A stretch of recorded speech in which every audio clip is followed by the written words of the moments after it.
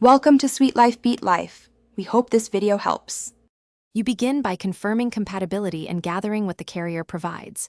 This saves time. Open Settings and verify your iPhone model and iOS version, because ESIM requires supported hardware and software. Once done, locate the carrier QR code or activation code and make sure you have Wi-Fi or an active connection. The phone will fetch the profile. Back up your device now and note any primary SIM settings so you can restore preferences if something changes during activation.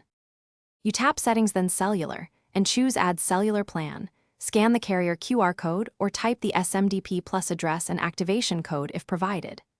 The phone downloads the eSIM profile. Wait until you see the carrier name. Next, label each plan so you can identify primary versus secondary in menus and set defaults for voice, data, and iMessage separately.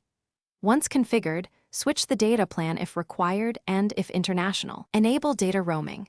This ensures proper routing and billing. You finish by confirming the plan is active in Settings Cellular, where you should see enabled and signal bars. Make a test call, send an SMS, and load a web page to verify data.